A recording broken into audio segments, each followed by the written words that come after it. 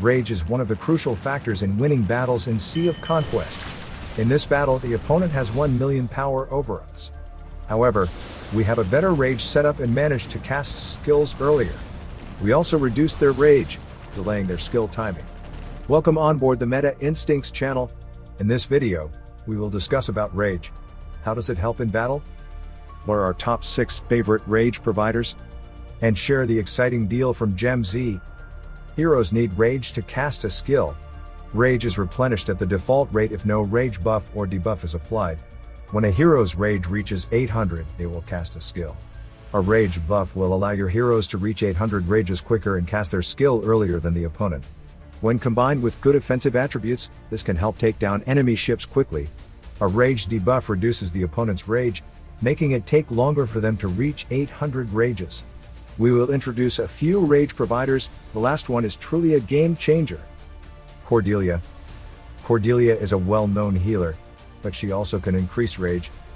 When her ship launches a basic attack, there is a 30% chance that her last skill will increase the rage of the 2 high attack ships by 100. This helps them cast skills earlier. The skill trigger interval is 10 seconds. Elixir. Elixir is a regular trinket obtainable with Echo Conch. It is an affordable and effective rage booster, functioning similarly to Cordelia's last skill. When the ship with Elixir launches a basic attack, there is a 30% chance of adding 120 rages to a ship with high attacks. Despite only boosting one target, the trigger interval is only 3 seconds. It has the potential to generate more rage than Cordelia. It is highly recommended, and we currently have 2 in our fleet. It's important not to place more than 1 elixir on a single ship as the effects do not stack. Instead, they should be assigned to different ships.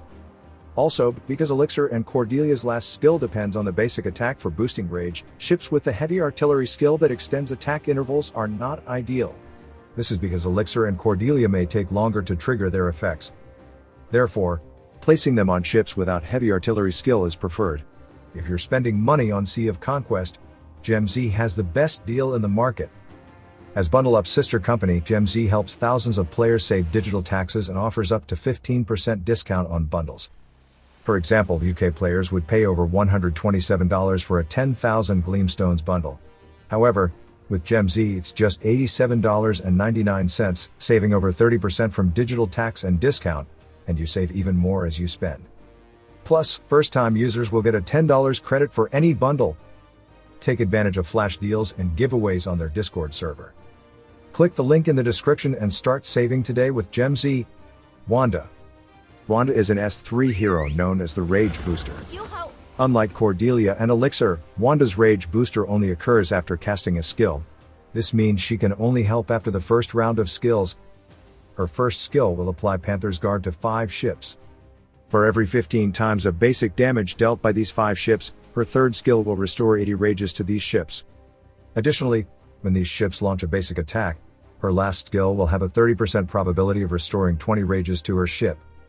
Although 20 rages may not seem like much, it can be triggered twice per second, allowing her to restore the rage quickly.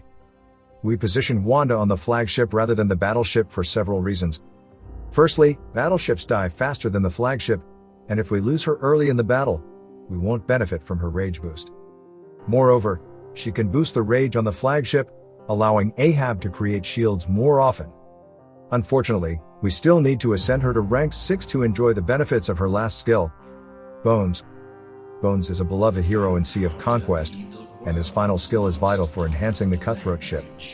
To unlock this skill, we must ascend him to rank 6. When Bones uses his first skill, the ship's rage restoration rate increases by 18% for 10 seconds.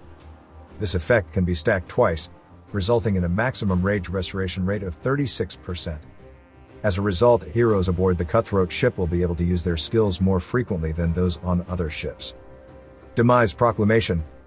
Demise Proclamation is an S1 exclusive trinket highly recommended for its critical rate boost. It also restores 200 rage when the wearer's ship kills a target. Equipping it on Bones will further enhance the cutthroat ship. The cutthroat ship usually finishes a kill, and this trinket's effect will be triggered often. Sahra. The final hero on the list is Sahra, a game-changing character. She is one of the S5 heroes and is definitely worth ascending. We were fortunate to ascend her from rank 3 to 6 for free with the Season 5 check-in rewards. The developer is incredibly generous in this regard. Sahra's last skill increases her ship's rage restoration rate by 8% for each healthy ship in the target fleet. For instance, if the opponent has 6 healthy ships, her ship's rage restoration rate will be boosted by 48%. This skill is particularly useful at the start of the battle when the target fleet is in good shape. Sahra also inflicts substantial strategic damage on 5 ships. When she uses a skill, her third skill reduces the rage of the damaged ship by 100, thereby delaying the opponent's skill timing. If your Sahra has a higher rage boost, such as with a higher rank and skill level, she can cast skill before the opponent's Sahra. The first to cast a skill will delay the opponent's skill timing, like in this battle. Therefore, maxing out her rank will give you an advantage in battle. Alright, is the end of the sharing today.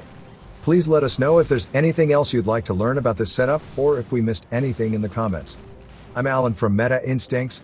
See you soon.